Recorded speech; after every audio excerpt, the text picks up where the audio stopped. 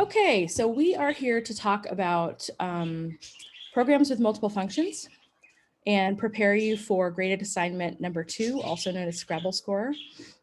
And last week we had the physician directory problem that we put together where we were practicing how to approach the problem and how to kind of lay it out and then very methodically go through and solve it. And we're going to do the same thing today, but today we'll have objects as well, since we covered that in class this past week. So I will show you, this is the, so I need to clear my console. This is the problem. I will, of course, always have these REPLs available. If you go into this document and look down at the graded assignment stuff, you can see here's the one from last weekend. And then I'll have the YouTube link here and the REPLs here probably within an hour or two after we finish tonight. That'll be and I'll post in Slack as well.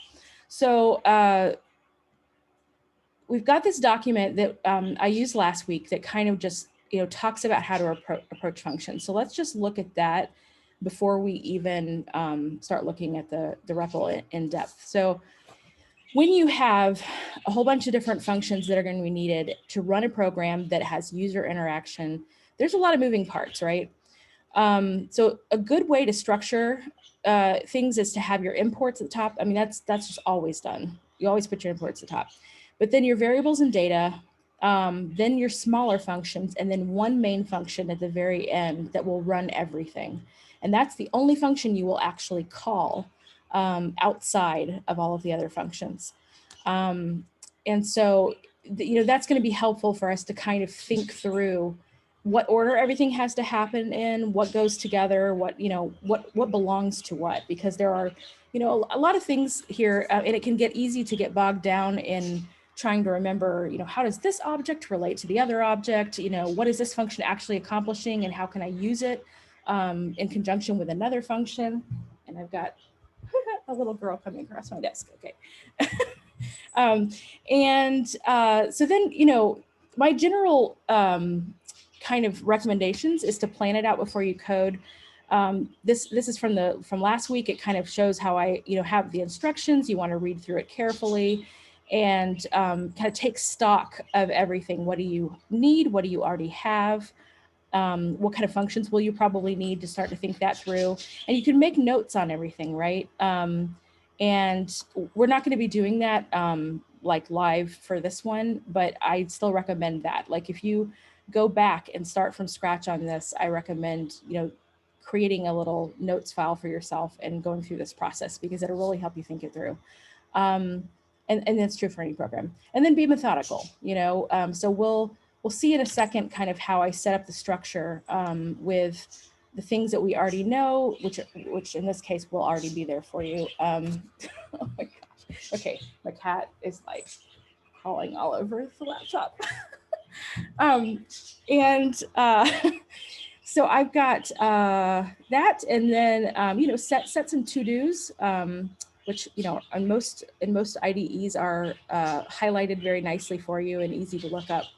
And it kind of chart things out for yourself, kind of lay it all out. I think I'm going to need all these functions. I think I'm going to need to do this or that. And then once you're ready to code, you can kind of start working through it, but you still got that structure there in order to kind of keep you focused on where you are, what you still have to do, and to be able to kind of, feel like you are organized in the way that you're going about it, which is easier for some people than others. It depends on how you naturally think. And I think that, regardless of whether you're naturally going to do this or not, notes are good. I mean, I think everybody can benefit from being organized with the way you set it up to begin with. You'll save yourself a lot of grief by having all those visual prompts. And then general strategies, considering the user experience and the way that you write things and design especially with the user input and how you talk to people, having validation, and then your own view, keeping really organized code, having good comments, naming your variables and functions well, indenting, properly. So you can read this through in full if you haven't already, and hopefully that'll be really helpful to you. For tonight, we have the catering menu problem, which I need to make sure I put this in a place that isn't going to interfere with the Zoom stuff. Okay. The goal of this exercise is to learn how to break down a program into small achievable parts, think through what order things should be in and how it shall fit together. So we've got this instructions.txt right over here that is going to be what we'll read through. And then I have a link to that general guide we were just looking at. And then I also up here have a link to, darling, come here. Oh, she's so sweet. Okay. I have a link to the document that I was showing you before that has all the practice exercises and stuff, right? I always have that kind of right up here at the top so that you can get to other stuff if you want to. And then I've got a link here to my solution, which you can certainly look at later if you want to, but the starter code will also be available that looks like what we're looking at right now. Okay, so the instructions, let's look through this and kind of get a sense of what this thing is. And I'm going to be reading this a lot, but that's just because you know, it might be small on your screen. Some people learn better by listening than they do by reading. So, you know, bear with me. I'm a reader, but not everybody is. So I'm going to read it. You're going to set up a program that's going to provide customers with estimates for your special event catering services. 3 things are going to affect your estimate. Which package the customer chooses, because they can choose budget, classic, or deluxe. That have different price points and offer different items. Which cuisine is selected, because depending on which cuisine it is, the costs can vary, the items will vary. And then how many guests they're expecting, because obviously that impacts the price too. You know, that most of the time catering is measured in cost per plate. So we'll be kind of calculating things like that. All right, let's break it down. In Cuisines, you've got general categories are beverages, appetizers, bread, salad, entrees, sides, and desserts. And so I've kind of just listed here. And if you had to set up this data by yourself, you'd have to kind of take this and transform it. But basically you can see that according to that same structure, there's 3 possible beverage choices. There's 2 appetizers. There's 1 type of bread, 1 type of salad. There's 2 choices of entrees and 2 choices of sides and 3 types of desserts. And so those numbers will be consistent for each cuisine. And the reason for that is because the packages, I say they're choices. We for our purposes, we are going to assign like specific ones to specific budgets. Like, so if you have, for example, if you have the budget option for the package, you're only going to have, like 1 beverage, and you're only going to have 1 of the desserts, things like that. So part of what is the code that you're going to write is to make sure that you're only pulling the information that belongs to the package they choose, so that when you write this estimate and spit it out back to them, you have exactly the line items that that are actually included in that package. Okay, so let's talk about the packages. Budget, it'll be the first of the 3 beverages, the bread, the first entree, the first side, and the first of the 3 desserts. If they go with classic, they get the first 2 out of the 3 beverages. They get the first appetizer, the bread, the salad, the second entree instead of the first entree, both sides, and the first 2 of the 3 desserts. And then if it's deluxe, it's everything, of course. So the other thing that you need to know is that there is, these costs. These are your costs per plate, and I've got that kind of noted here. So for Italian, these correspond to budget, classic, and deluxe, right? So depending on which package they choose, this is the price they can expect to pay. So we're going to have objects for the cuisines with all those properties, and some of that will be provided for you. And then, some of those are going to have arrays of items because they have multiple things, and some of them will just be a single value, right? So your object values might have some different properties. The other thing is that, let's see. Right. Yeah, and then the property to hold the cost per package. Yeah, so we'll have that. You're going to need a helper function that's going to, pull the correct information from the cuisine that they selected. And so we'll find a very easy way to do that. I say easy. I know this is new for you guys, but I'm going to try to make it as clear as possible why it actually is easy to do it this way.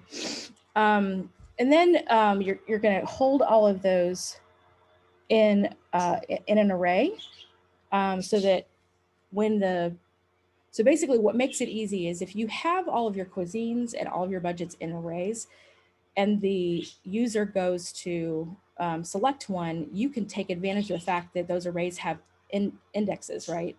And then that'll help you access the right information that, based on what they choose. Okay, so let's talk about this estimate you're going to be printing back to them.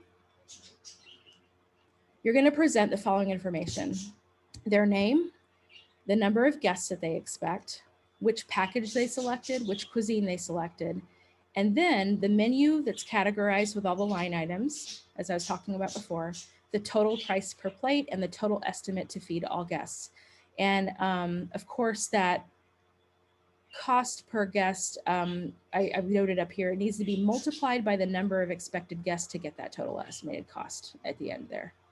Okay, and then I've provided an example. Launch code often does that so that you have a sense of what to expect. So, I've kind of written here, you can customize it a little bit as long as the correct information is there. I kind of used some characters to kind of line things out a little bit, make it look a little nicer, as much as it can be in a console, right? Because we're not designing like really pretty websites just yet. You guys will get there, but we're not there just yet. So for now, we're going to kind of go old school and try to print this thing out in a way that's very readable. So this is kind of the way I've chosen to do that. So you can get a sense, it's got a header. Here's the 4 basic pieces of information that you collect. And then the resulting menu items and their categories, and then that cost per plate and the total estimate. And then I've just kind of got, a little, like you would normally see on an estimate, hey, if you've got any questions, call this person. And Darcy, by the way, is one of my cats. And I just thought that was funny. Okay, so why not? Okay, so let's see. Where were we on the instructions? We were at the very end. Okay, yeah, so this is important. The program should be able to loop back around to the beginning if the customer wants a different estimate. They do not need to give their name or the number of their guests again, but they can change the package and the cuisine. So that's important because that means that once we get everything working, when they can run through it once, we can take a look and say, okay, what do we need to only ask them once? And then what needs to be inside that loop so that we can ask them again and again, right? And they tell you, these instructions tell you the name and the number of guests you only give once, but they should be able to change the package of cuisine every time it loops back around, okay? So, when you're reading your instructions, pay attention to little things. I mean, that's just a simple sentence, but that tells you a lot right there about how you're going to structure your code and how you're going to make decisions about what lines of code go where. Because as you have been learning the last couple of weeks, whether something is inside or outside a loop in a function is very important, right? Because you only want to repeat the code that actually, is inside the loop. And anything outside it is not going to be repeated. So you'll have to kind of be thinking about all of those things. And I know a lot of this is new for you guys. It's can feel very, very overwhelming because you're learning so much so fast. But that's why we're going through this, because I want to kind of give you extra chances to get a sense of how to think all this through. Okay, so we've looked at this. We might come back and reference our instructions, but I think we're pretty good right now to go ahead and just dive into this code. All right, so I have organized everything kind of the way that I was outlining in this document with, the kind of blocks here. I've organized it to where the very first section here is imports. And I put a little to-do there to remind myself to import the library for getting user input. Then I've got the data, and I'm starting out with the cuisine objects. And I'm starting with these objects that I know I already have. And this is the same information that was just in text, in the instructions, but now it's been structured. And you can see now what I was talking about, how some of these keys have single values and some of them have arrays of values. And, and some of the arrays are numbers, some of the arrays are string. I will tell you right now that, and I will say this again a couple of times, but I want to emphasize that when I write these projects for you, I tend to be very, very careful about not making them exactly apples to apples with your graded assignment, because the point of your graded assignment is for you to have to really think through everything and figure it out yourself, and then show launch code that you are capable of putting together everything you've learned and turning it into a program. That's really, really important, because when they send you off and kind of present you as a possible candidate for an apprenticeship later down the road, they need to be confident that you really know what you're doing. And so this is how you do that. And it's one of the reasons that you're, not supposed to share your code with anybody but your mentors, and, not really allowed to talk about it other than in very, very general concepts with, your fellow students. So along those same lines, I'm not going to do anything that is super directly related. So some of the objects that we will be working with today, they might be different. They're definitely going to be different, and they might be more complex sometimes to a certain degree than the Scrabble score assignment will be. But a lot of these concepts in the general concepts translate. So if you can understand what we're doing here, it should give you a little bit of a boost on being able to think through what you need to do for the graded assignment. And that's, that's kind of the name of the game here. Okay, so we got the cuisine objects. We are starting out here. We've got Italian, French, and Mexican. You may have noticed in the instructions that there are actually 4, and there's a reason why this one's not in there yet, and that will become apparent because this one is kind of a last minute add-in, and this data came to us in a completely different format than what our other data is in. And so we're going to have to write a little function to transform all of this data into something that looks like one of these objects so that we can use it alongside these. And all 3 of these we can go ahead and put in an array here so that we can refer to each of them by index. But later, after we write this function, one of the things we'll need to do then is not only restructure it, but then place it into that array as the, the 4th element in the array. So that's it for the budget. I'm sorry, for the cuisine objects. Now we talk about the budget objects. We're going to need to create 3 budget objects, and they only really need to have 2 properties, right? We just need to have a name to reference to print out onto the estimate. And then we, so you can kind of think of it as the difference between, you have a variable name that you use behind the scenes, and you might use that for your properties, but you want to have a display name, something that you can print for the user to see. So that's why a lot of times you'll see there's a name and like a value for that. And you're like, but that's the name of the thing. So I already knew that. And it's like, well, no, because if you want to be able to make it presentable, you have to have that in a format that you want to be able to print out. So that's why we do that. And then the get menu properties. So, each of the functions, since you know that you're going to have to produce different information on the estimate depending on which package they chose, because not all items are included in the budget and the classic packages. You'll have to have 3 different functions to put that all together, but you can refer to them all by the same name and then just put them in an array here to where you can, again, use an index to just go and grab the correct function to use. This is a very key concept for this graded assignment. Okay, and then there's the function section. So this is all of our minor functions. And we have, quite a few that we need to write to put this all together, right? We already talked about how we need to write a function to transform the new cuisine into the same format as the other cuisines. We're going to need to write a function to ask the customer for the number of guests they expect and validate their input. Now, you might initially think, why can't I just put all of this in the main program? And you could, but by the time you add in those while loops for validation, the code starts to get really messy, right? So it's generally better anytime you have a small thing that, something that accomplishes one little thing, you can make a function just for that. And then calling that function in your main program makes it a lot cleaner and also, a lot easier to read too. So we'll do that. We'll have a function to ask the customer for the number of guests. for their name. Oh, do I have that on here?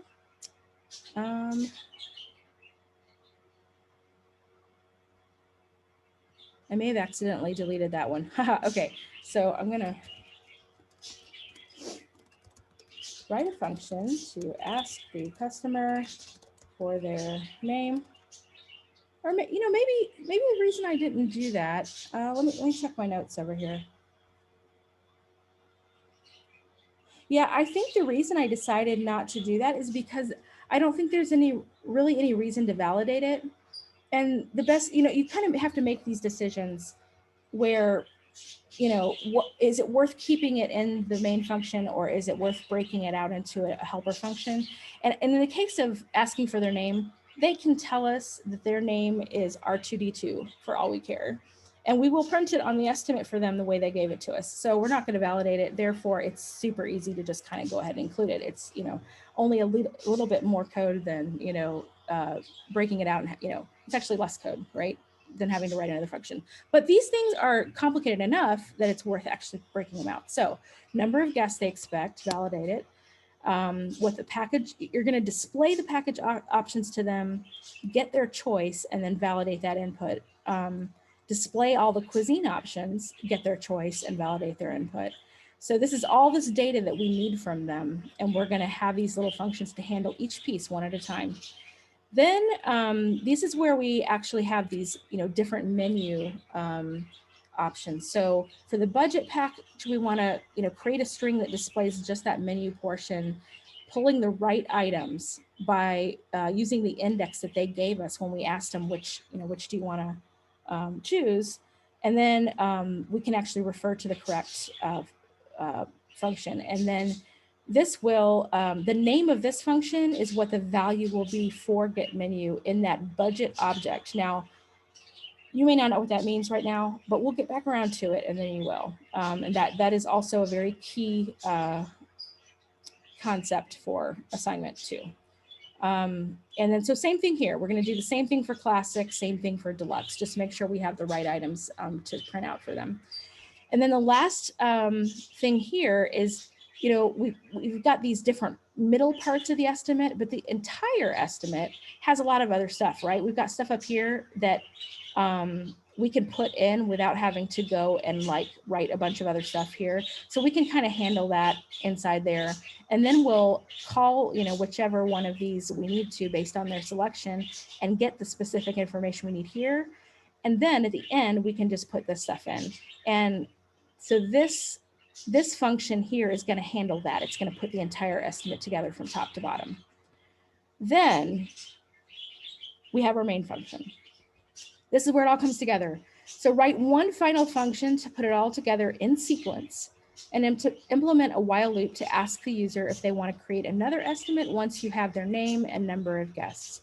And then the last thing to do is to call that. And you're only going to call this one function because all of the other functions get called inside this function. Does that make sense? Okay, so with that in mind, I think we should get started. So I'm going to, don't feel any pressure, but I would love for some of you to kind of speak up and help me out with some of this. So how do we get user input? What's the library that we do, and how do we write it? You're going to import your read line sync. Right. So what's the syntax for that? Const. I have to go back and look at an old one. Input equals equals require dot question. No, we just require parentheses readline sync, or you need the and that's it. Yes, that is it. Thank you. That's great. Yeah, we define this variable. It's a constant input. That means we can't change it. This variable now will only refer to this readline sync library. And it has methods of its own. The one that you're familiar with is question, right? Input.question. So we will be using that throughout the rest of the program. And this always goes at the top. So we've got it. Good. Okay. So now we got this data. We looked at this already, kind of talked about, the different pieces, so we can kind of go past that. So the next thing it tells us to do is to collect all of these cuisine objects into an array. So here's an opportunity where we want to be careful about how we name our variables so that later we're not getting confused about what we're talking about, right? So I think what I'm going to do is call this all cuisines because it's very clear, right? I'm collecting all of the different cuisines and I'm putting them in one place. And so I'll make that an array, and I'm just going to hard code it here just for starters. Later we'll have that function to add more, but for now we can just go straight. We got to look at the names here. We've got Italian, French, and Mexican. Okay. Okay, so you just, literally refer to those objects by name, and that's it. Now you have them where you can refer to them by an index in an array. Okay, and then we'll come back to this in a minute when we are ready to write the function for this to transform that data. Let's move on to the budget objects for now. We need to create objects for each of the packages that have the name and get menu properties. So I think that we can be, kind of follow the same pattern that we did with the cuisines and just call them by what they are. So let's just call budget, right? Easy enough. And I'm going to do something here that you don't always see. I'm going to write this object inline because it's so small. Normally, you see the objects written out like this, where the brackets are separated out, and then you kind of have them, each property one after the other on separate lines. But I'm going to do this inline. And we'll give, the name property, we'll call it budget, and that's a nice display version of it for us. And then get menu. And so this is important. The get menu property here, that key, that's what we're going to use when we are ready to go grab our menu to put into our estimate. And so as long as it has the same property name in all three of the different packages, then we can get specific by the value of what we store here. So we're going to have a value here, and we just don't know what it is yet because we haven't written those functions. So I can kind of, just copy these, right? And then we'll have all three. So let's change this one to classic. The same thing here. And then change this one to deluxe. And change okay. And I'm going to comment them out right now because we can't really use them until we have those, menu or those specific function names so that we know which one belongs to which. And then here, we will collect these in an array. I can go ahead and do that now, but we can save it, save it for later. And same thing here. I'm going to call this all packages because I want to be very clear that it's a collection of several objects. And then we'll just put budget, classic, and deluxe. Oops, I'm writing a sentence. And okay, don't write a sentence. Code. JavaScript won't understand your conjunctions. Okay, so I've got that. But there again, it's right now it's referring to things that I've got commented out. So I'm gonna just comment it out temporarily, and then we'll get back to it. Okay, so now it's time to, we kind of got our data all planned for, and it's time to wrap up the rest of that because our first function that we're going to write is going to take care of managing that fourth object for the cuisine to get it in the right format. And that makes sense because when we run our program, we want that to be the very first thing that we do, right? So that anything after that, when our program is running, it's got all of the data it needs to refer to. So we'll just, take it from the top. And I want to take a second to mention here, I mentioned this last week. I have this kind of, structure where I've got everything laid out this way. Your graded assignment instructions for launch code may have you do things a little bit skipping around so that they're kind of concentrating more on certain concepts than in, doing everything in the sequence that you're actually going to run it in. So defer to their instructions for that. because you want to make sure you're just kind of going along with how they're, but I want to teach you this kind of general rule of how to organize things so that you can apply it to, multiple other programs that you will write in the future. Because everyone is a little bit different and you kind of have to know how to assess it and how to think it through. Okay. All right, let's get back to this. So we're going to write this function. What would be a good name for this, you think? The purpose of the function is to transform from one object and then produce a new object. Anybody got any ideas? These are all menus. So like transform menu. Sure. I'm gonna get myself in trouble though. You know what? Thank you for your input. But I right now I'm going to use the one that I have in my solution, only because last week this got me in trouble where I started taking suggestions and then it messed up stuff I was copying and pasting into my solution. Yeah, but that's good. Yeah, because you want to kind of think through. It just needs to be descriptive enough that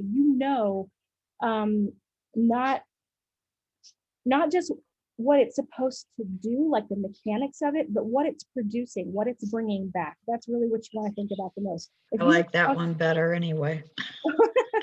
Yeah, and there's lots of options. I think that one way to think about it is if your function needs to return a value, which this one does, then you want to try to name it based on what it's going to be going and retrieving. If it's something that's just supposed to accomplish something, like just printing something out, which is going to be our estimate. Well, is that true? No, we're not going to print directly from the estimate function. We're going to print from the main function. But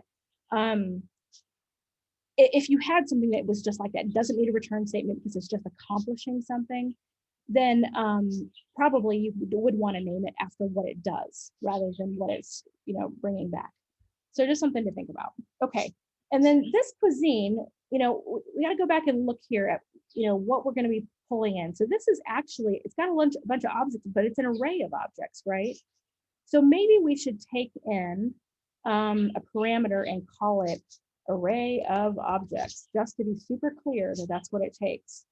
No confusion, because I think that's one of the most confusing, I think, for a lot of students when they're starting out learning functions and having to think through and then going and calling them from other places, is you can lose track of what takes what and what data type it is, because JavaScript is not a typed, strictly typed language.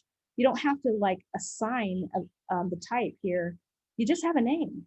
So if you don't name your variables really specifically, it can get real confusing real fast. Okay. So the first thing we're going to do here, let's think this through. We're going to need a new object in the correct format, right? And then after that, we know this is an array, so we're going to need to loop through it, right? And kind of take each object as it comes. So loop through array of small objects. And then after we do that, we will return the new object that we have built up and added all the keys and values to that we want. So let's start here. Let's just say we're going to have, and we'll just call it Cuisine Objects because we want to keep it generic. We don't know, like pretend you don't know that the fourth cuisine is Thai cuisine, right? Because you want to write functions that are generic, that they could handle anything. We could come back later and say, okay, now we want to have Malaysian cuisine. We want to have, some sort of British tea room theme or something, like anything you get, some glorious West African cuisine. My goodness, that's delicious. And so if you wanted to do that, you want to have, variables here that can handle, everything and not be too specific to what they're handling. That's the kind of the point of a function, is to be reusable, right? So we'll be specific about what types of data we're working with and what it's for, but we won't, name anything very specifically. Okay, and we're just going to create an empty object, right? Because we're going to manually add the keys and values as we go through and grab it from the other one. So now we're going to loop.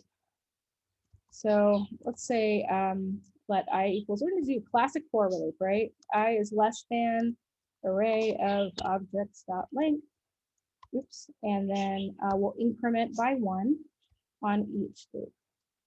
Okay, and let's see. I want to make sure to say something here while we're here. Your Scrabble score assignment is actually going to not depend completely on a regular for loop. I'll put it that way. You're also going to need to think about how the special for in loop works with JavaScript objects. That's covered in the object chapter. I did not find a way kind of initially to work it into this particular exercise. So what I'm going to do, I actually just created a spot for it. Over here where we have our object section, I've created, I'm going to create a new exercise tonight or tomorrow. I'll stick it in here. That's just going to cover like the different ways to go about using this loop, because the syntax is really important. Knowing how it works, there's some rules and how you think about how you use it. So I'll write that up and have it for you guys. It's kind of to supplement this since it's not explicitly covered in this exercise, okay? All right, so let's get back to our regular for loop with our array. Okay, so arrays are, indexed, so we have to go through them with an index. So let's say, well, first we will identify the data that's needed from the old object. Actually, I'm just going to say the current small object. That might be a better way to say it, because this array has a bunch of small objects. That's really what we're working through, right? And each of them have 2 properties, type and item, and that's what we need to work with. Okay, so let's actually just give ourselves a simpler variable to work with here, and we're going to go and get from the array of objects, we're going to get the object that is at index I. That's the current object we're working with. So if we're at I equals 0, we're on this one, right? If we're on I equals 3, we're on this one. We're just looking at them each one at a time. And once I've established that, I can go and let's create a couple of variables just so, you could do this all in like one line, but I think it's more important because you guys are new at this to kind of represent what each piece is and give them good names for that. So let's actually say, okay, let's just define the key. The key would be what? Somebody tell me what, based on these objects, what would the first key be that we would want? Beverages?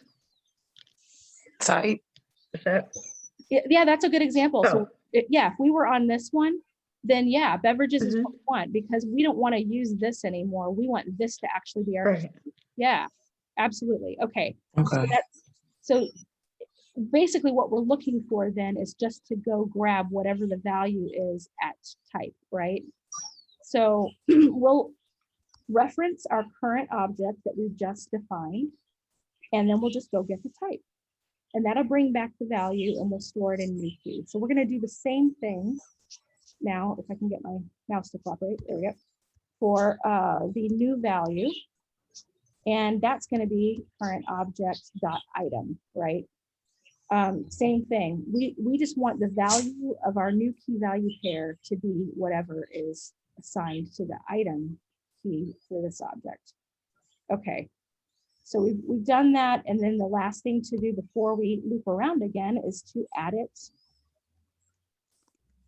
Add these to new cuisine object as a key value pair. Okay.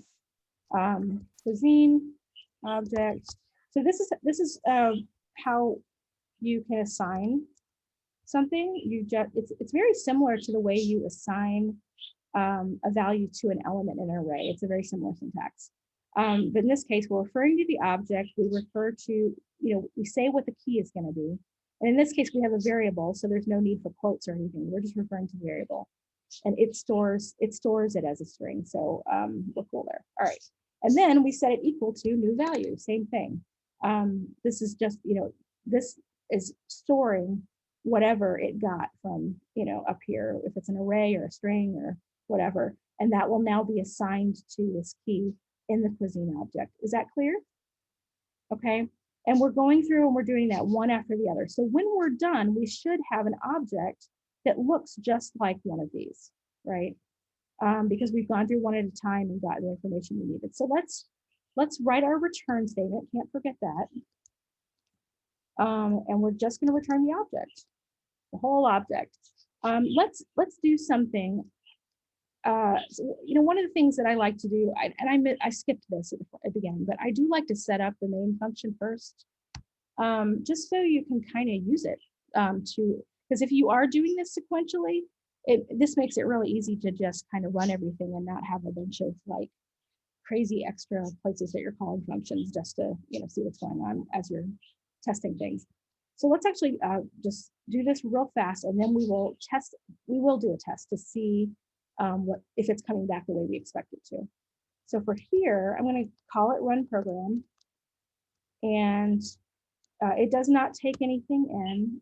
It just is going to do a whole bunch of things.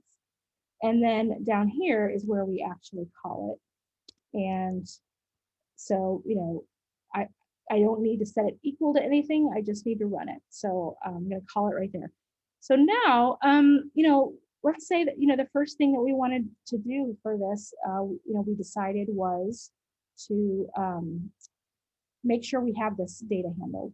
So if we do that first, then we want to say, handle data transformation and add to array of cuisines.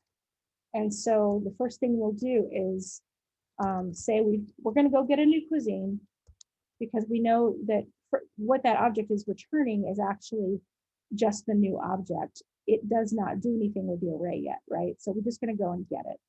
So we have this to store it in. We're going to call it, and we're going to pass in. Okay, and this is where it's important that you know what it is you actually want to process, and you do get specific. So let's go up here and remind ourselves, what was this object called? It's time menu items. Okay, so that's what we want to transform.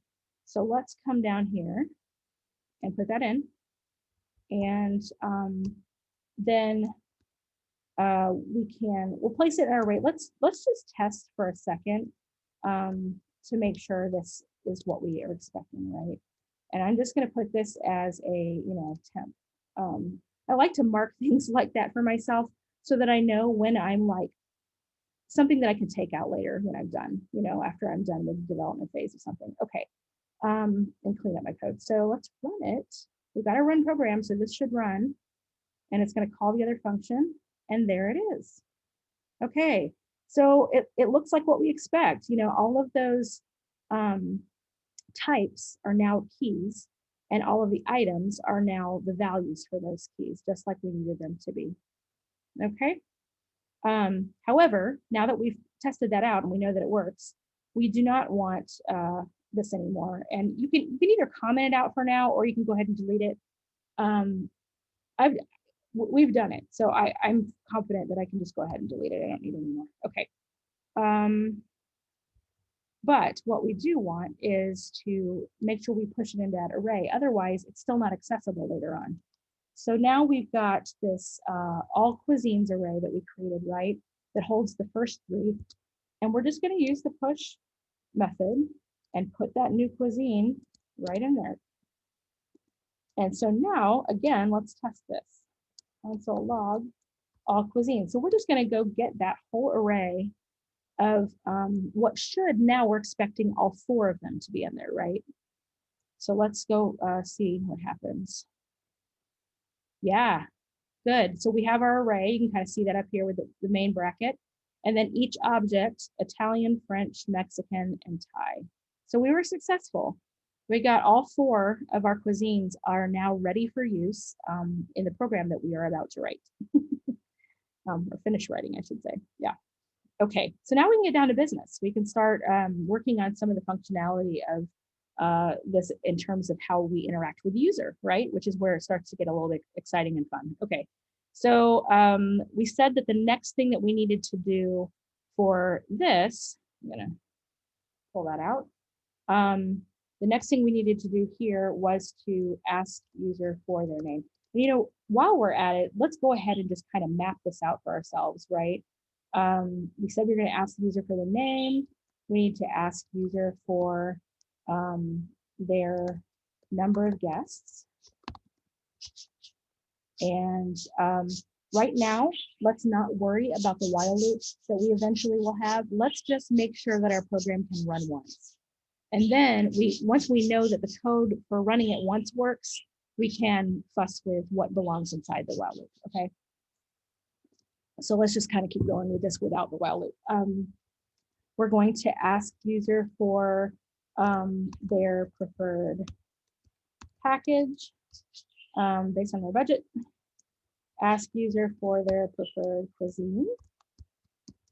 And once we have all 4 of those, excuse me, we will actually be able to create an estimate.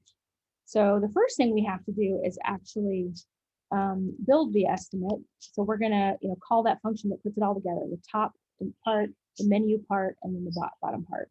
And we won't call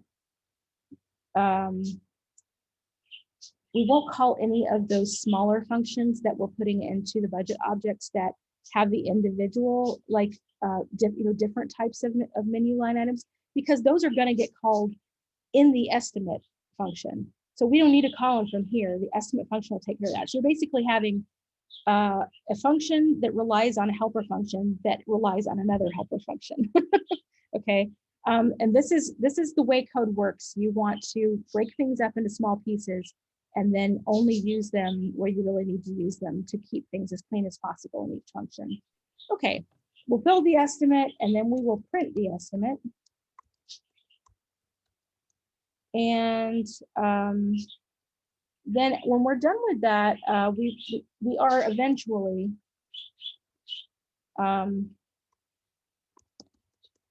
ask for if they want to go again. If they want a new estimate for the while loop, once we get there. And then the last thing we'll do is have some sort of like final message, print a final message that is just kind of saying goodbye to the user. It's good user experience stuff, right? Okay. All right, so now we know we're going to ask user for name. And as I mentioned before, we're not going to bother having a separate thing for this because we're not going to validate it. So this is very straightforward. We're just going to call it name, and we're going to use input.question to print a question to please enter your first and last name. And really, like I said, they can enter anything they want, but we're just going to kind of give them some guidance on what we're expecting. And that will print it. It will also allow them to give input, and then it'll store it in this variable. And now we have something we can work with. You guys have done this part a few times, so I think you're probably used to that by now. And then we are going to want to get the guest. And this is where we're going to want to actually have a separate function because we do want to do validation on this. So let's go up here to this one and create a function for that. All right. I have a lot more code in my solution than I do in this one so far. So I have to scroll through it, make sure I find the right stuff. Okay. All right, let's see. Let's again base this one, since we have a return value, base this one on what we're getting back. So we're going to call it get guests. And we could call it get num guests if we wanted to be more specific about the fact that we're just getting a number and not like a list of guests or whatever. But we'll go with this for now. Okay. So when you do something like this where you get user input, you always ask once to begin with. And then after that, you validate and ask ask again as many times as needed until it's right, right? So that's kind of, and then once we've passed that test, we can return the value. Okay, so return number of guests. Okay, so we're really going to need to actually,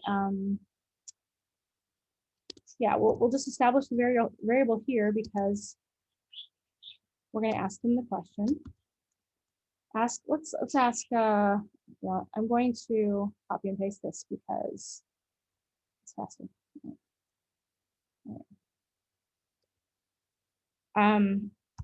And as always, I like to use, you know, a lot of escape characters like \n to make things, you know, look really nice as it's kind of outputting in the console, so things don't, you know, jump, kind of, you know, get all crammed up together, I guess is what I mean. So I've got that. It's the initial question. We will go and get a value from them. But if it's not what we are looking for, we're going to need to make sure we can ask them again. So let's have this while loop. And, you know, let's think through this for a second. What did it tell us over in the instructions? It said, what are we looking for?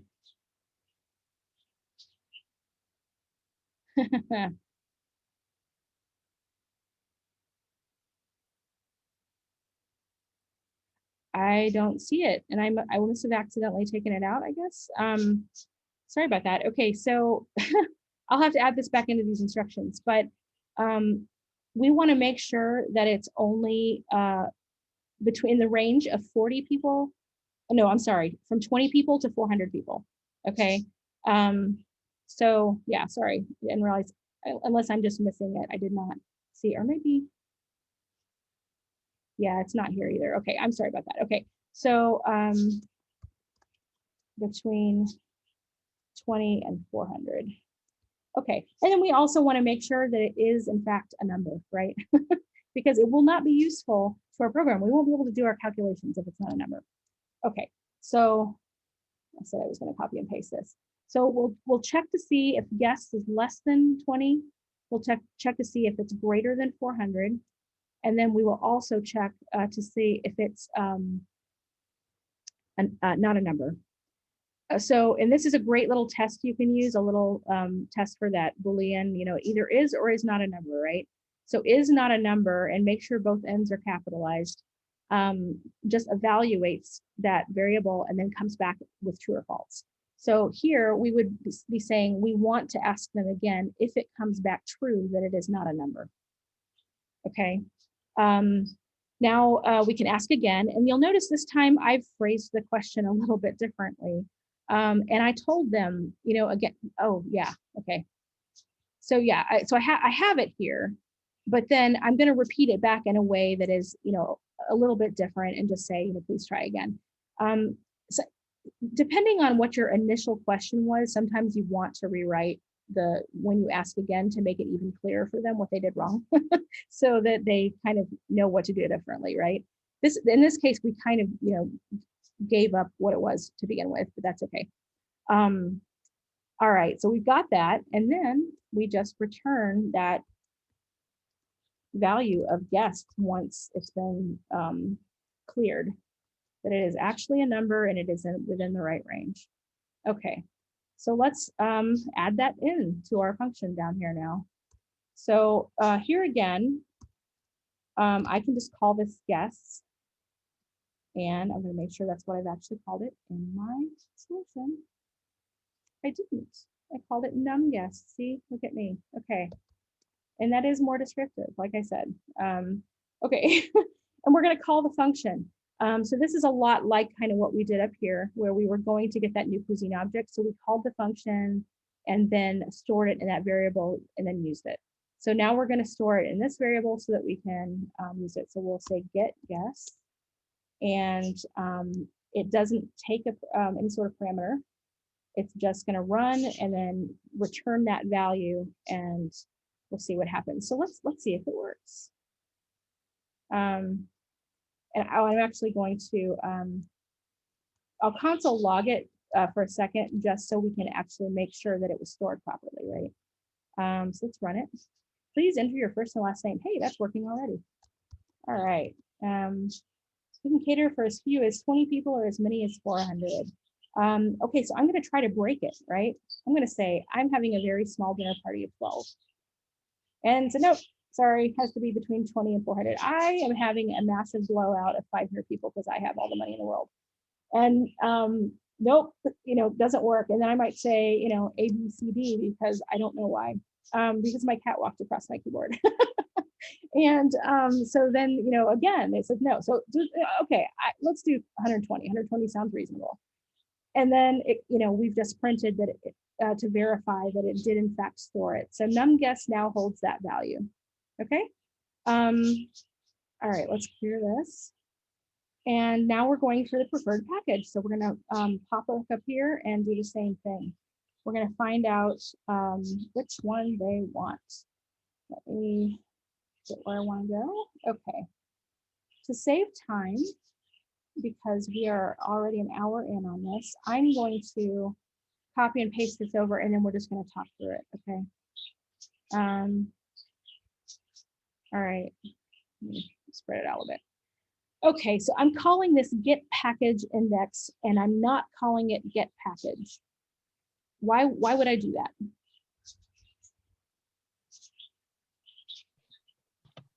Because there's multiple packages with multiple cuisines. Yeah, and the way that this is useful for us is as a number that actually corresponds to the index of those arrays that we've created, right? So yeah, so I want to be very clear here that I'm not going and getting like the package object. I'm actually going and getting the index in the array of all of the package, the one we called all packages. So I'll start out here by just kind of finding out how many options there are and storing that in a variable. Because you'll notice I've got this highlighted, right? You can see it gets used 3 different times down here. And so you don't want to have to type out longer, code every single time if you don't have to. If your assumption is that that value is not going to change throughout this function, then you can give it a simpler name and it's a little bit cleaner. I tend to do that. Okay, so then we want to build a list display for the user. And we want to, I want to do this just because I want to be able to offer it for them.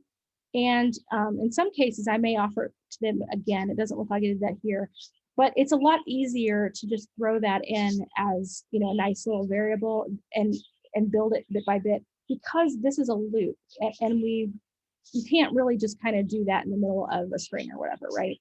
So we want to build it, and we're going to take advantage of the fact that we've got all the packages in there, and they have a name property, and we made it look nice. It's got a nice little capital letter. It's good for display. So let's take advantage of that. So we'll loop through the all packages. Gotta come back up here. Yeah, this is where we actually need these, right? And let's see for a second. Let's do this. Because we need to test this, let's not even add that property yet, right? We'll go back and we'll do it later. Because we want to be able to at least test that we can access these names, right? Let's just do that. And then I'm gonna add a little to-do to add the get menu property later after those functions have been coded. Okay.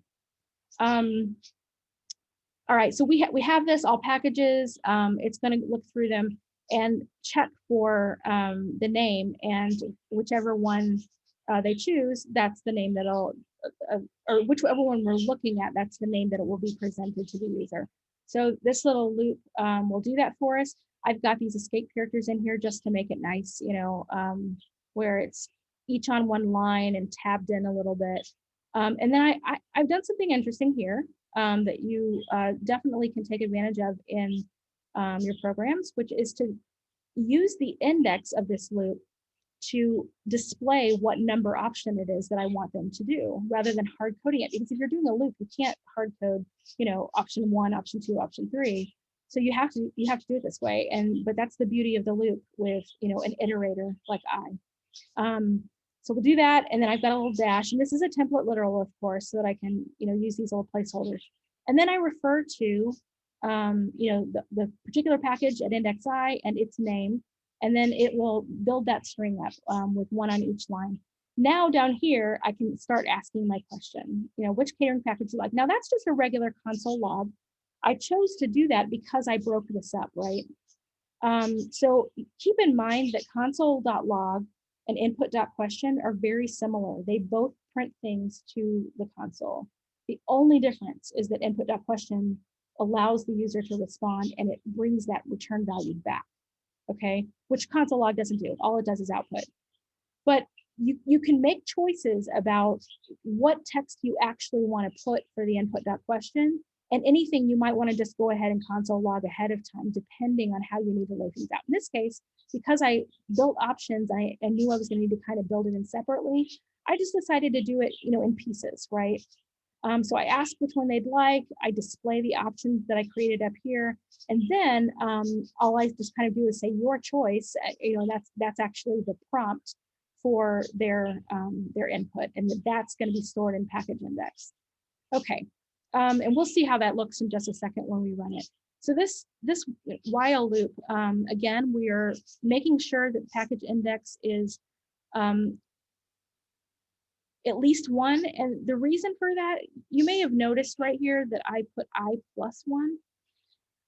That's because I decided, just for styling purposes, that I didn't want to give them 0, 1, 2. I wanted to give them 1, 2, 3.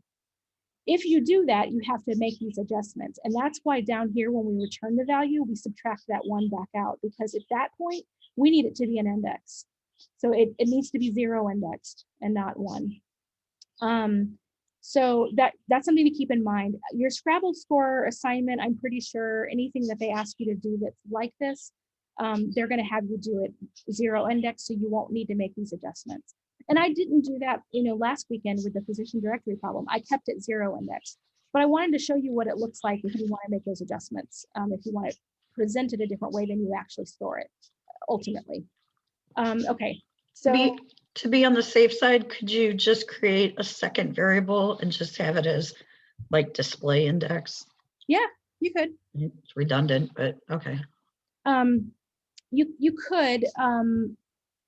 Yeah, I think it would just depend on how and where you're using it, and whether that ends up being more work, unnecessary work. Yeah. If you can just Okay. add a 1 right here, that's pretty straightforward, right? Okay. Okay. Now the rest is to make sure that it is not bigger than num options, which we defined up here as the length of all packages.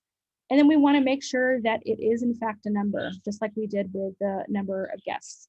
And then, here I opted not to display the options for them. I just said invalid entry, your choice.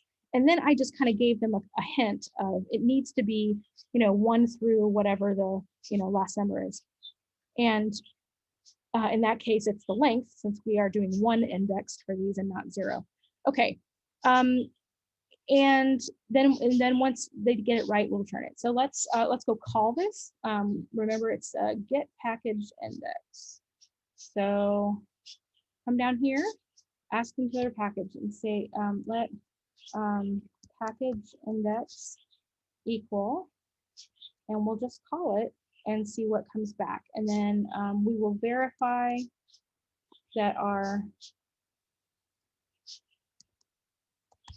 fingers are not cooperating. Okay, we'll verify that we stored it properly, again, like we did up here. And I'm going to move this so we don't need it anymore. Okay. All right, and of course we're starting from the top, so we're going to, every time we do this, we're going to have a little more information that we're going to be processing. But I'm going to do 150. Sure. There we go. Okay, so let's compare this to the code that we just wrote. Sorry. Okay, so we ask which catering package in a console log. Then we display the options, and this is the result of this loop right here, right? That we built up in that string. And then there's the actual, input.question portion, your choice. And that's where I can put in my number. And I'm going to say, 2. And so it comes back 1, and that's what I expected, because I actually, the index for choice 2 is 1. So in this case, that's how it is. Yeah. Like I said, with Scrabble Score, it'll be, you're just going to keep everything 0 indexed. So you won't have to make those adjustments. Okay. Let's see. Write a function to display all cuisine options. Okay, so now we're going to move on to the cuisines and do something very similar. Before I forget, I'm going to take this out because we are done with that. All right. All right, next step. Let's find out about their cuisine. This is going to look very similar because it's really, the same process, right? So in this case, it looks like I moved things around a little bit. I'm going to make it consistent with the way I did it before, and build the data, and then use the data. Keep all of this all together so it's clear kind of what the flow is. Okay, so we have our length. We build our options. Same thing. I'm making it 1 indexed for the purpose of display. Which cuisine? Here's your options. Here's your choice. And then we'll validate to make sure that it's in the range of options, and then that it is a number, because again, it's an index. And then I kind of use the same method as I did above to just kind of quickly, say, here's what you need to give us. And then the cuisine index is returned with -1 to bring it back to 0 indexing. Okay, let's call it. And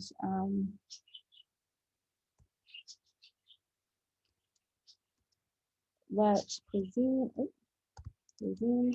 index equal. Okay, and then I'll console log to make sure that it's the value of the actual index that gets returned, where it's reduced by 1. Okay, let's run it, and this time I'm gonna test the validation on that too. I didn't do that with the previous one. You always want to kind of try to break your code because it will break.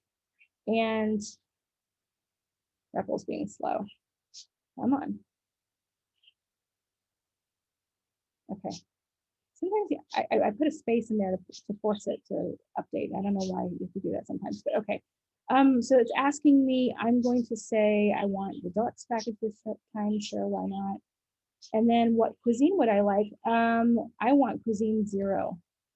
Oh, invalid entry. I want cuisine 5. Okay, I have to do the space thing to get it to show up. Okay, and so yeah, okay, I wasn't paying attention. Sorry, my bad. I'll do it with French.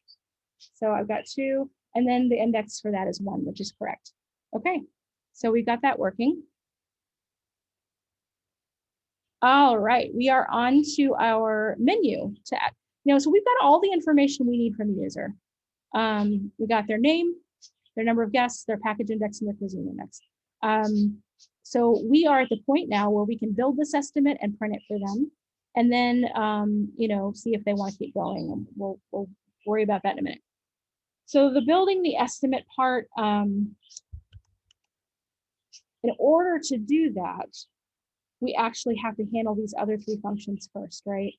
Because like I said, this function to build the estimate depends on choosing one of these 3, depending on which package they chose. So we'll need to code these first. And, pretty much it would involve going back and looking at these instructions and kind of seeing again, okay, what did they say was included with budget or classic? The first of the 3 beverages, et cetera, et cetera. And then you can make decisions about how you're going to make sure I'm on the right one here. Yeah, budget. So how you're going to go get all that information based on how you know that the data is stored too. So some of this is a little bit of manual thinking, but that's actually a good thing in this case, because that's the point. You're being very, very particular about making sure that all 3 of these are a little bit different, right? So here is my method or my function for that. So yeah, okay, so honey, quit putting your paw. Cat again, sorry guys. She's like putting her paw up, and I've got one of those, I've got the Mac with the touch bar across the top. So she like, will mute my computer and stuff. Okay. So we've got this get budget menu, and I think that's a pretty good name because we are going to get just the menu portion of the estimate, that middle part.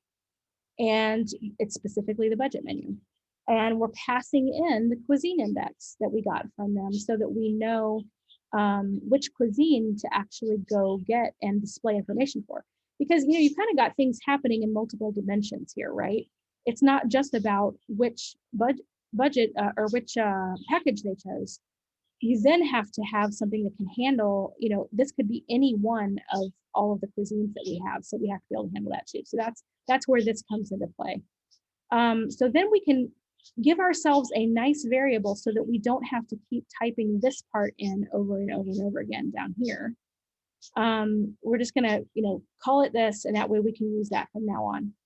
And then we have a string that we're gonna build. Now, I want to kind of point out the way I've done this. There's different ways to do strings, right? You know that you can use, single quotes or double quotes, but you can't do that if you want to do the placeholder approach. And in particular, when you want to build something that kind of a what you see is what you get, the old WYSIWYG approach, template literals can be really nice because you can not have to worry about putting in all of those escape characters, and you can actually format it just like you want it to look, as long as you push everything back to the level at which you want it.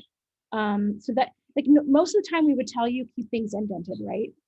But in this case, if you don't want it to be indented any more than it already is by virtue of being out here, because I mean, really, if you didn't want it to be indented at all, you would have to take it all the way back to here.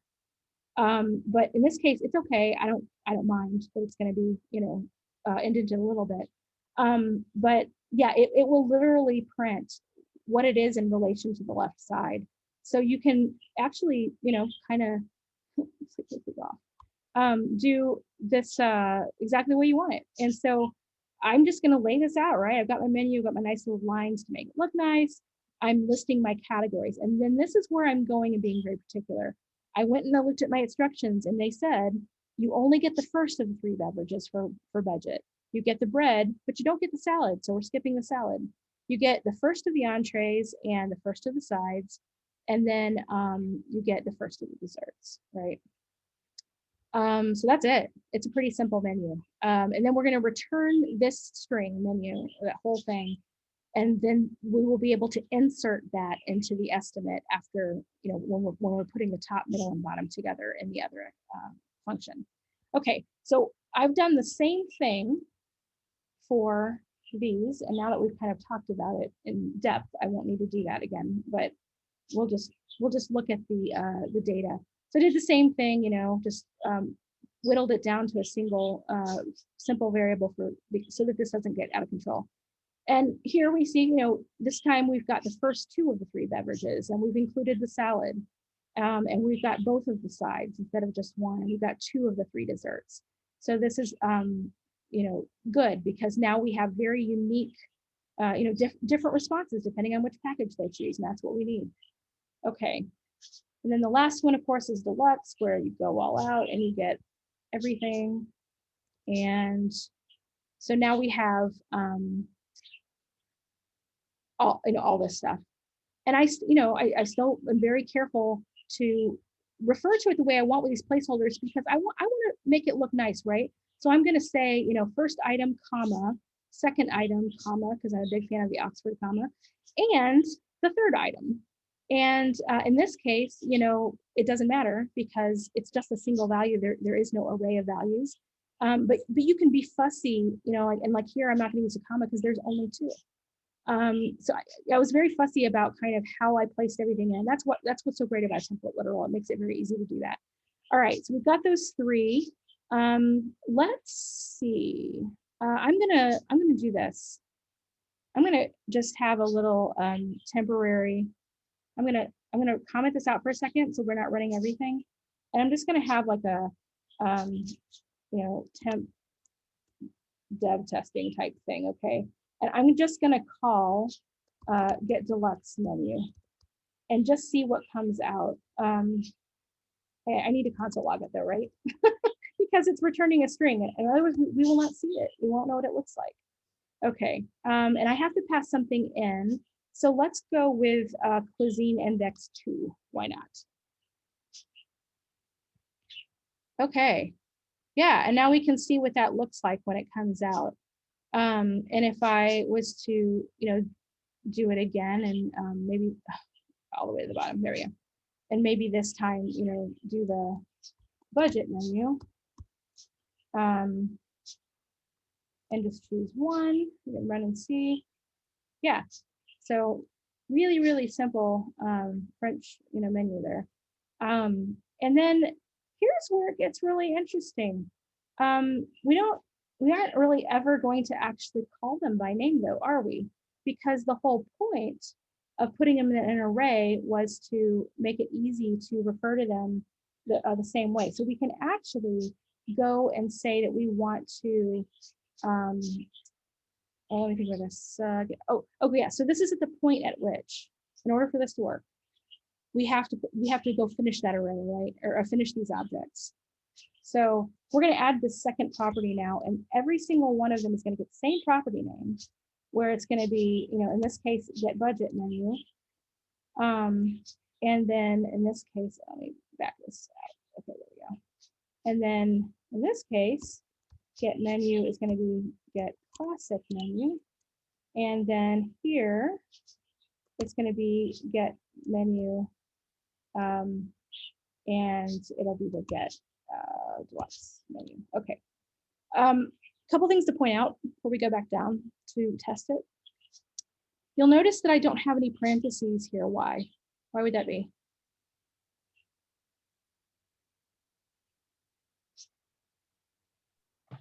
It's because you're already in the index. You're calling it from another function that's passing at that index.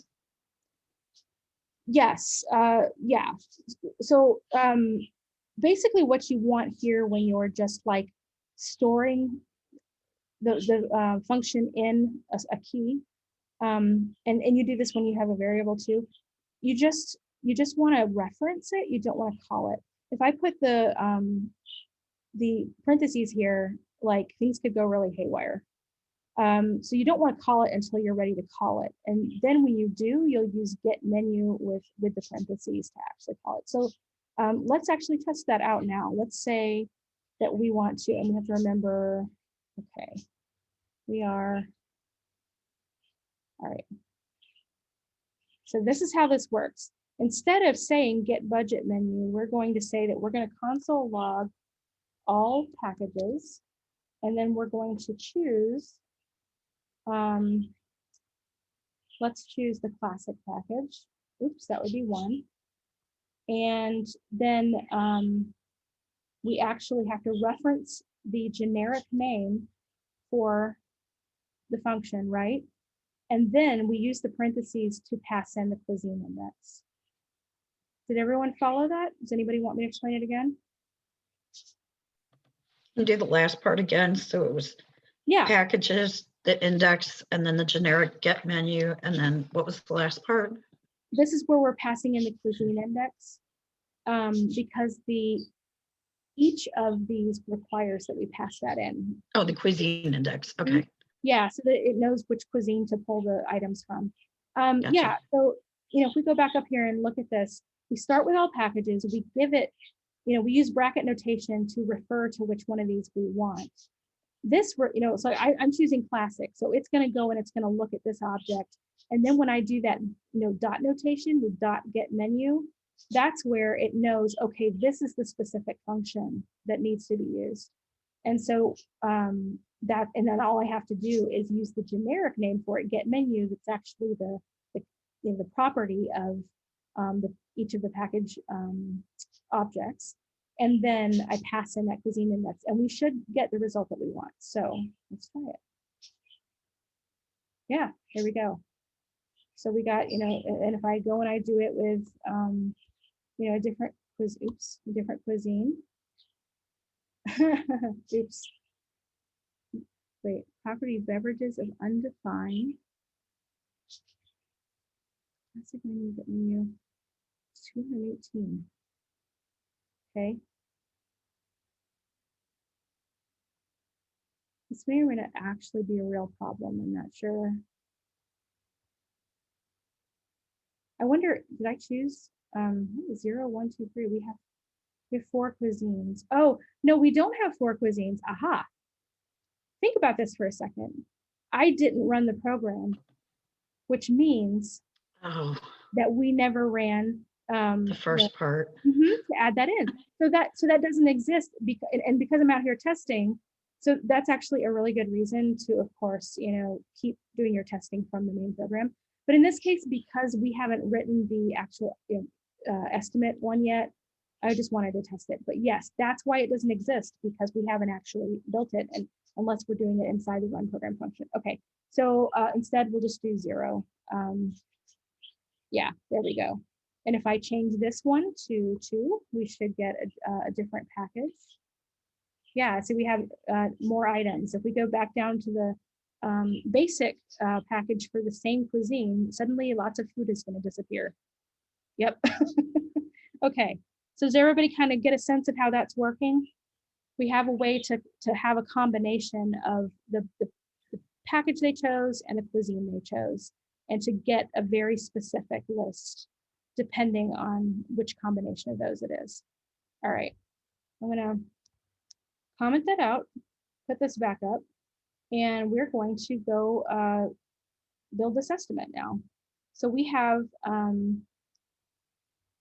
this is our last helper function, guys. We're getting close. We have all 3 of these. So now we can put it together with the other pieces, and I will copy and paste. This is kind of a long one, just by the nature of being, printing out a bunch of different lines. And what did I just do? Okay, sorry. Operator error. Okay. There we go. Okay. So here's what I've done. I've created, see if I can get this where you see everything. Yeah. I've created the estimate top, and I did that same technique of creating a template literal and then just making it look like the way I want it to on each line. And I've referenced the name. And notice that we've had to pass a bunch of this information in, right? We created, we went and got all that information, all 4 of these pieces of information from the user in the run program function. So we have those now, all 4 of them. So then when we go to call the estimate function, we'll pass all 4 of those in, so it has what it needs to work with, right? And these variables only exist inside run program, so that's why you have to pass them in. You can't just call them from anywhere because they don't exist outside of run program. So yeah, so we're writing this to pass the 4 of them in, and the top part will display the name, the guests, which package they chose, and you'll notice here again, this is why we have that name property of the packages and the name property of the cuisine, is so we have a nice way to present it. Because otherwise we just have a variable name, and that wouldn't be very helpful. You couldn't really even do that if you wanted to. Okay, so then we will actually have our menu portion, and this is where we go and do what we just did, right? We go to all packages, we go to the package index that was passed in, and we call that generic get menu property method, I should say, because it's a function. It is a property, but it's specifically a method. And then we pass in the cuisine index, which is what all 3 of those get menu functions require. And it has both of these pieces of information now to go get the correct package and then put in the correct menu items from the correct cuisine. And then we have all of that now stored in the menu. And remember, that brings back a string, right? That was what we were just printing over here. So that string comes back. We stored it here. We've got our middle part, boom. Now we need to do a little bit of calculation. The price per plate, we know is actually stored also in sorry, let me see if I can spit this out. The price per plate is stored in the cuisine object. So here we actually go to the cuisine object and make sure we're choosing the right cuisine. And then we go to that price per plate quality and we actually choose the right index for the right package. It's backwards, right? Because one was referring to, starting with the budget object, and the other is now starting with the cuisine object. Let's go back up and look at that just so you even remember what that looks like. Yeah, so we've got, this array of cuisines here, all cuisines, and we're going to use the index to make sure we choose the right one. So let's say it was index 1, so we're going to go to the French one. Now we're going to access this price per plate property with, using dot notation. And then we have to use, bracket notation after that to choose which one of the numbers in the array we want. And we want that to match up with the package they chose, because that's what this represents: budget, classic, deluxe. Okay, everybody clear on that? Yeah, this is starting to get more complex than anything you've done before, but this is how it works when you have more complex data and you have to refer to things that, slice it, dice it a whole bunch of different ways. Okay, so let's get back down to this function we're writing. Yeah, so we can go get our price per plate. That's that number we're after. It'll be at the index of the property price per plate in the cuisine object that matches the cuisine they chose. And then we have that to use down here because we're going to need it a couple times. The estimate bottom, the very bottom part, is going to first list the price per plate and then the total estimate for the event. And that's simply, as you were told in the instructions, the price per plate times the number of guests. And you can do that right inside, that little calculation can be done inside your placeholder in the template literal. You don't have to, you can do it out here if you want to, but you don't have to. And notice here, there's, two $2 signs, right? That's because one of them belongs to the placeholder for the syntax, and the other one I actually want to print out. You'll have to pay attention to little details like that because they'll come up from time to time. And then, that's the end of that part. And then all I have to do is piece it together. I've got 3 parts: the top, the menu, and the bottom. So I literally just return top plus menu plus bottom. And it concatenates all 3 of those strings together and returns one single string that represents the entire estimate. All right, does anybody have any questions about that? You guys good? Okay. So now we can call it as we have been doing. So get estimate, we're going to call down here. And we will, yeah, you could do this in one step if you wanted to. You could just say console log and then call it. Or you could, store it and then print it. Let's actually do that because I think it's good for you guys to see how you can, kind of bundle things up together sometimes. You'll start to see this more often. So you can just call the function right here to see what the value is. And so we will say get estimate. And remember, this has 4. And see, you notice I've got the Intellisense turned on, right? So it tells you, oh, hey, I know what those are. It's name, num, guest, package index, and cuisine index. And the reason it says any is because we're using JavaScript and it doesn't know what type they're supposed to be. But if you were using a strictly typed language, it would actually tell you specifically it's a number, it's a string, it's an object, But yeah, so this kind of gives you a hint already. This is what's needed, and this is the order in which they're needed. So we'll start with the name, and then we're going to go with num guests. There we go.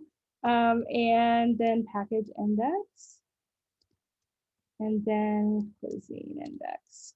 Okay. Yeah, and it transpires, by the way, just so you're clear, because when I was new at this, I didn't always understand the difference.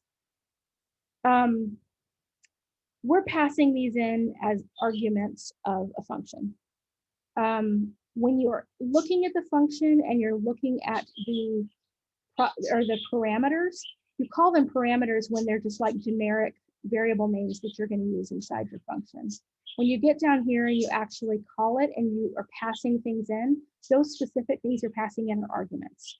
So you might kind of hear those terms used interchangeably, but that's the difference. And in this case, they happen to have the same names, and that's okay because it's all about scope, right? These are being kind of declared right here as part of being passed in so that they can be used inside here, but it has nothing to do with these that were declared in this function to be used inside here. But for consistency's sake, I'm going to use the same names. It actually helps, right? But just so you're clear, it's not going to be confusing. And also, just so you're clear, this function cannot get these values of these without you passing it in. That's why we have to pass them in and have those parameters, okay? Because unless we put them here, it doesn't know what any of those are. So this is where you actually put what you want to be able to use inside this function. Okay, I just want to make sure that's maybe a little more clear because it was fuzzy for me when I was new at this. Okay, so we're going to console log this. It should print the estimate, right? That's what we're expecting. So let's try it. Let's run this sucker. And all right, we'll go with 200 people here. We'll go for a decent size, batch. Okay, it's doing the thing again. Okay, and then let's go with 3, and let's go with 2, sure. And we get an estimate. Look at that. Okay, so it used our, our choices and the corresponding index, which would be 2 and 1, to go get all the information that was needed. And this part here came from that get menu function and made sure that it was the right one. And you didn't have to have all of this in 3 different functions. You only had to have it in one function because the 3 different functions handled this part. That's the only part that would be different, right? So, these are, ooh, I don't know what's going on there. Okay, these are, interesting ways to think about how to make your code as dry. You guys remember that term they talked about? Don't repeat yourself. Yeah, to make your code as dry as possible. To break it down to where the parts that you need to be able to have different pieces for, you could do separately so that you don't have to repeat the whole thing, every single time. So that's why I pieced it out the way that I did. Okay, good. So we're good. Like we've got, all of our different parts. So the last thing that we have to do, well, we have 2 things because we're going to print a final message, but the last thing that we want to do is to get all of this stuff looping. But let's think about this for a second, right? What did we say were going to be the things that we only needed to ask them once? It was going to be these 2 things, right? So we know that we don't need to include these in our loop. So we can kind of, get started here.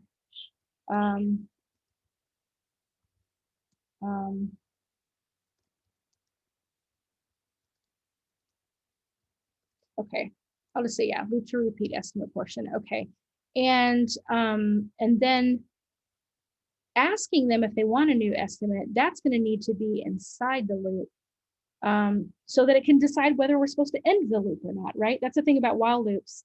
It's closer to an if-else statement than it is a for loop, if you think about it, because it's a condition. And so you want to make sure that you've met the condition and then you can break out of it. So this particular kind, there's a lot of different ways to do while loops. The way I've decided to do it this time is to create a Boolean that I can set to true so that the assumption is, yes, they do want to repeat so that it'll run. And then if they decide they don't, we'll change it to false and that'll break the loop. That's a very common way to do it. So what I'm going to do is actually declare that variable. I'm going to call it once estimate. And when you're writing naming Boolean variables, it's good to also think about how you name those. And I kind of, try to name it in a way that it actually directly corresponds to what I'm saying. Do they want an estimate? True or false, right? Okay, so we're gonna set it true. It needs to be true in order for your loop to run in the first place. And then we've got this loop, and all we have to do here is say while wants estimate. Oh, I lied. Okay, sorry guys. I actually am not going to do Boolean this time because I want to handle it based on their user input in a certain way. Like I said, there's multiple ways to do this, and I had already forgotten which way I chose. So we're going to assume that they're choosing yes. That's going to be the kind of true case, okay, is yes. So we're gonna go check and see if it's equal to that y, and as long as that's true, then we will run things. Okay, I'm gonna grab everything that belongs in here and pull it up in here, paste it in. Oh, and it didn't. Oh, didn't. There we go. Now everything's all lined up. Okay. You guys want to get in the habit of being sticklers about your indenting. I was in an interview a couple weeks ago for a job, and the guy made a point of talking about how it was really important to them that their codes were well commented, well indented, super easy to read. I mean, he was very particular about it. And I was like, okay, yeah, I'm on board with that because that's kind of the way I think already. But yeah, so I encourage you guys, if you're not already being very particular about it, get in that habit because that's a universal expectation. And you will be appreciated by your coworkers and your bosses if you write really nice, clean code. Okay, so now we've got everything inside here. And so this is the key. We want to go find out if they want to break this loop or not, right? So let's I'm gonna grab it here. Copy, paste. Okay, so we're going to say want estimate, and then so we're basically just setting this, value. We're going to store the new answer in this value to overwrite whatever it was before, which by default was y. So we're going to ask the question: do you want to get another estimate? Yes or no? And then we have to make sure to move it to uppercase because that's what it's going to compare against here, right? So when we take the input in, if we make it uppercase right there at that point, then we've got what we need to work with, and we don't have to worry about it after that. You're going to have to think about that in a few places for Scrabble Score, and I just say think it through because you may not need to put it all, two lowercase or two uppercase, whichever you decide to do, in different places. But you may not need to put them all over the place. You may have a key point where if you just put it here, or maybe just like two places, then everything runs after that without you having to continually do it over and over again. So kind of think that through. As your code gets, kind of more elaborate, those kinds of things become a little less obvious. So you have to think it through. Okay, so depending on what comes back, this value will change. And if they put, I said this last week because I did this similarly last week. I did not validate this to make sure they put in either Y or N. I just basically made it so that if they put anything other than Y, it'll kill the loop. But if they do put Y, it'll keep going. So, if they accidentally hit the wrong thing, it's going to end the program. But it's going to, it's fine. We're keeping it simple at this point. Okay. So that's all that's needed there is just to ask them, get a response, and then based on the value, it'll either loop or it won't. And if they say something other than Y, then we have our final message, which actually is here. Oops. Okay. So let's just do that. And you can say anything you want. I was a little more elaborate with my, I don't know if I put that in. I think I forgot to put the intro in, didn't I? I did. Sorry, guys. See, if I'd read my own instructions. This is why I like to try to map this stuff out to begin with, and I accidentally skipped this part. We were supposed to have an intro. Okay. So I wrote this a little elaborate intro. We are glad you are considering our catering services for your special event. I've done copywriting in the past, you can tell. We offer multiple cuisines and have different packages to fit any budget. We are happy to provide you with an estimate. Our gourmet meal selections are sure to make your event memorable. Let's get started. Okay, so, again, trying to, make it a nice user experience, right? Okay, so we have an intro, we have our program, initial input, we've got all the stuff that loops, and then we have our final message once that ends. Let's try it out. I I think we're gonna be good here. So let's see what happens when we clear this. All right. Yeah, we got a little message. Okay. Put my last name, first and last name in.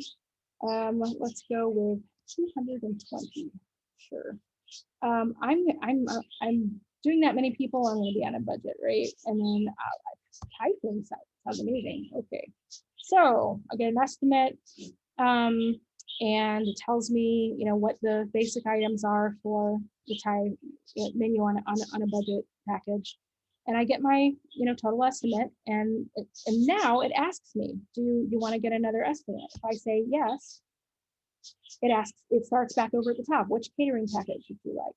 And by the top, of course, I mean the top of the loop, because remember, we're not asking them for their name and the number of guests again. I kind of went back and forth on the number of guests thing, because if you're planning an event and your budget is kind of like, you may not invite as many people if you have to squeeze your budget, but you still want to have certain things in your package.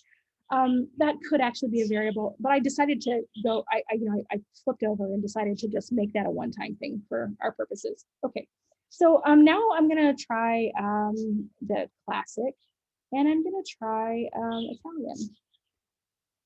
All right, so now I've got, some bruschetta and focaccia bread and chicken fettuccine Alfredo, always a winner.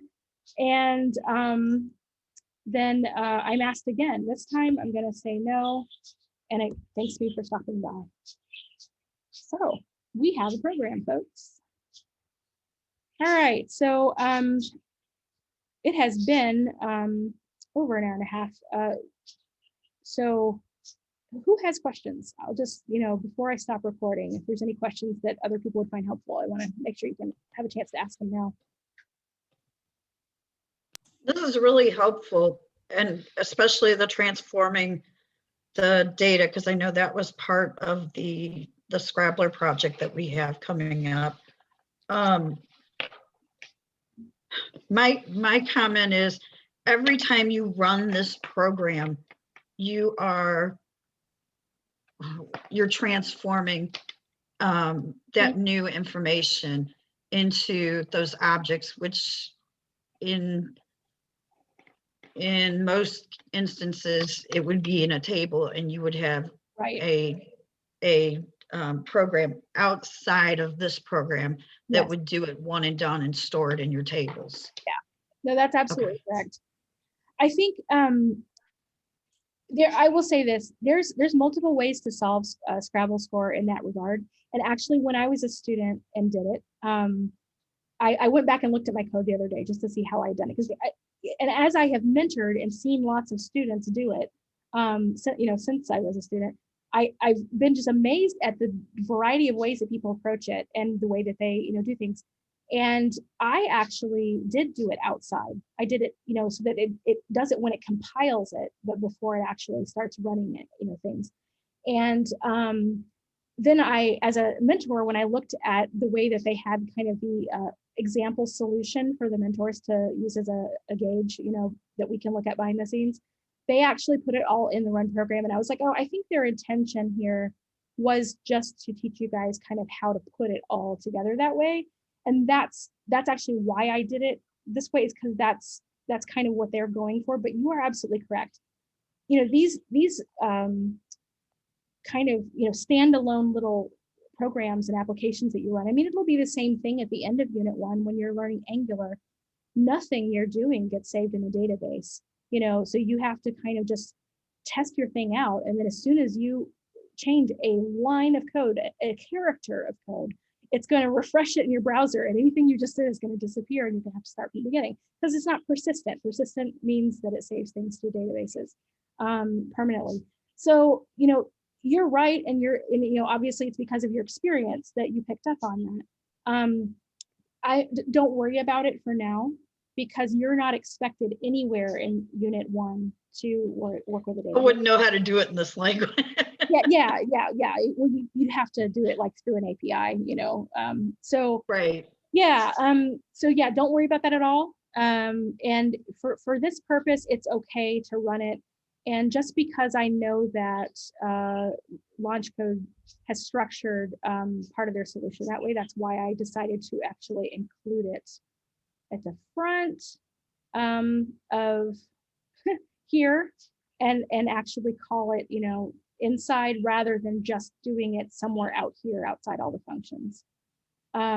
Really all we did when we were just declaring things other than functions was to just set variables. We're setting data, right? Like we declared a couple of arrays, but we weren't, other than calling run program at the very beginning, we're not actually doing anything else outside the functions. So yeah. So I have a question about the for and loops. Mhm. So in the book, for the for and, it says for, and then you have the parentheses, and then you do item and your object array. But how do we tell it what to look for in the object array? Because you know how the regular for loops, they go for I equals 0, but the for and groups, all they had was after your parentheses was just the console.log. Yeah, okay, they've got an example here from the book. Let's take a look at this.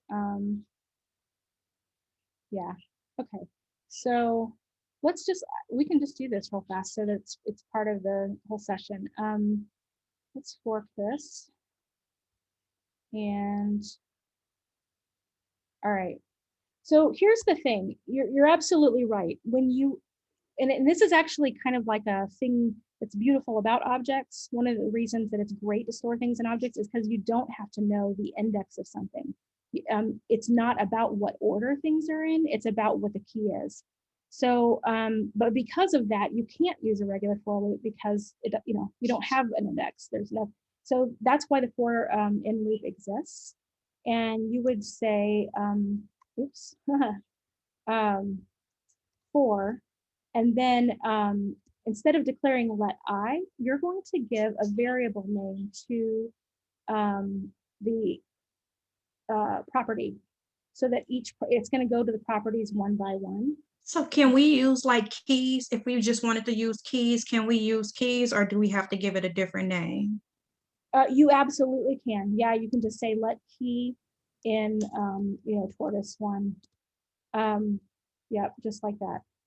And then otherwise, it's going to look a lot like a regular for loop. It's just a difference of not having to say you start at this number, you end at this number, and you increment by this much, because we don't have that information for an object. Instead, we're just going to say, look at these keys one at a time. And then it will go through them. And so let's say, so what does it say? Print the value. Yeah, okay. So we're going to print the value. So we know we're going to console log something. So the correct syntax for this is something that's important. If I want to, I'm going to actually show you the difference. Okay. If I want to just print the key, I can say console log key, and we should see the key come out. And if I want to see the value, I actually have to go back to this and say I want this, and oh, I can actually use key, I think. And then it should, let's test that and see if that theory, yeah. And the love of all that is holy. Okay. Okay, that's easier. Yeah, so we get, if you use the key, it prints the key. If you use actually go use that bracket notation, and this is the reason I say that the syntax is tricky is because ordinarily when you're working with referencing things in objects, you can use bracket or dot notation, right? Like you noticed in the program that we wrote today, I use dot notation almost exclusively. I like it. It's a little cleaner, especially when you also have arrays that have brackets, and it's just easier to tell what you're talking about. But if you have a situation where you actually are doing a for in loop specifically, and you're using this thing, you have to actually use bracket notation. It won't let you do dot key. There is no such thing. Okay. So yeah. So let's do this. We'll also I'll demonstrate, outside of a for loop. or for in loop, I should say, tortoise 1. And if you were going to refer to, like, say you're looking at the species, if you're doing it with bracket notation and you're giving it something specific rather than a variable like key here, then you have to actually put it in quotes, even though it's not in quotes here, because this is still stored as a string, even though it doesn't present that way. So that's how you would do it outside of for in loop. Or I mean, you would do it that way inside too if you knew what the key was you were looking for. But in this case, we don't know the keys, so we're going through them one by one. And so then you can just use that key variable and it will pull whichever one you're looping through as it's going. But I want to make that clear that syntax this is important. If you're doing it outside there and you don't have a variable, then you have to actually put it in quotes. But then, boy, there we go. Otherwise, if you're using dot notation, then you can just say, dot species, and you should get the same thing. So I just have one more question. So for the for in loops, the only thing that comes after the for, where you have the leg key is console.log. We can't compare anything else after. Is the only thing that we can use is the console.log? Oh, no, or can we? No, yeah, we could absolutely could do other stuff. So let's say we want to, like you can do a conditional if. How about we say if tortoise 1, key. So we're looking for the value here, not the key. And let's see if that includes the letter T, because we're looking at strings.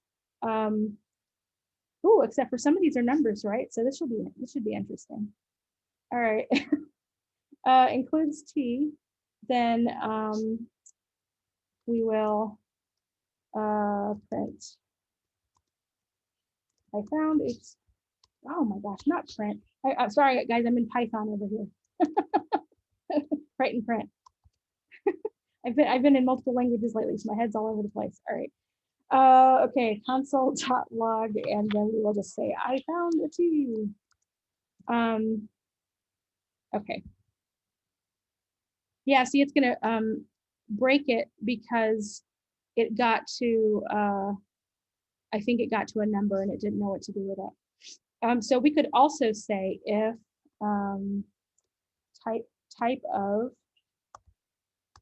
tortoise 1, 2, and this is where I would probably assign a small variable to tortoise 1 key, so I don't have to keep typing this. But if that's equal to a string, and tortoise 1 equals, let's try that. Yeah, there we go. That way it skips over anything that's not a string. If it's an array or if it's a number, it's just going to skip over. Does that help, Don? Yes, thank you. Sure. Yeah, you can do anything inside a for in loop once you've set it up, just like you can do anything inside a regular for loop. It's just a matter of understanding that syntax, because anytime I want the value, I have to do that. I have to make sure that I reference it from, as a property of this, even though I've already established that I'm looking at the key of this. That's kind of how they differentiate between accessing the key versus accessing the variable. The value. Is that clear? Yes. Okay. Does anybody else have any questions?